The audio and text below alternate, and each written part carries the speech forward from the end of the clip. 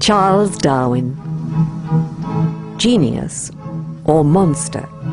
The name immediately arouses controversy among the biblical religions, who attack the scientific theory of evolution with a verve reminiscent of the Spanish Inquisition in full cry. So what makes Darwin's theory so dangerous? Many of us have no idea. We have a vague uneasiness that Darwin is a bad thing. But why? Darwin has given man the undeniable scientific proof to rid the world of biblical superstition and hate forever. That is why men of God will lie to courts, cheat and mislead their congregations, use false degrees, and misquote whenever the feeling takes them, to prove that their version of the beginning of life is the right one, even without a scrap of evidence. For those of you, like me, who did not have the benefit of a science education, this is why the modern scientific theory of evolution strikes the fear of God into the religions based on the Bible. It is simple and devastating. The modern scientific theory of evolution proves beyond doubt there was no first man or first woman, as the ones described in Genesis, with the woman being conjured up out of the man's rib. No Adam and no Eve. Therefore, no original sin, no fall, and no need for God to send his only begotten Son to redeem the world. End of story. Without Adam and Eve and their act of disobedience to God, the religions based on the Bible have nowhere to go.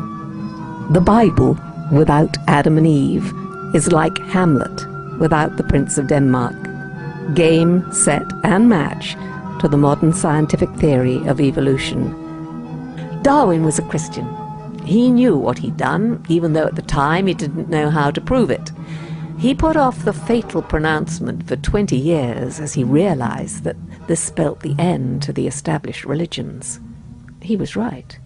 The modern scientific theory of evolution is as sound as Newton's theory of gravity and Einstein's theory of relativity. Darwin came up with a mechanism of how evolution happens. He didn't have much, in fact any evidence for human evolution. The reason we know Adam and Eve didn't exist came primarily after Darwin.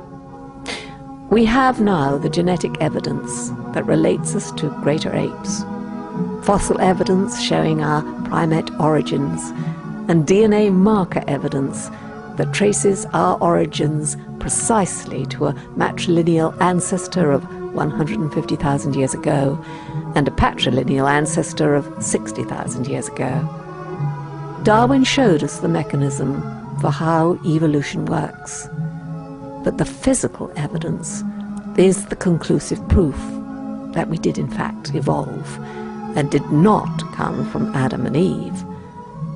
What's so perfect about all the evidence is that it is all consistent with the same time frame, the same place, and the same means.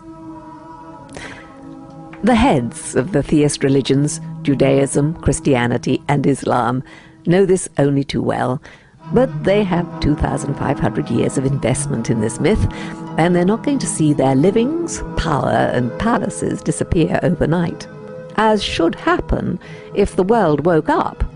So many of them, notably the creationists, have embarked on the impossible task of proving Darwin wrong.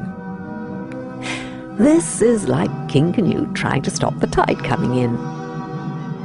But they're doing a very good holding job and are endangering the whole field of recognized science by muddying the waters in any way they can, even trying to force their unscientific claims into science lessons.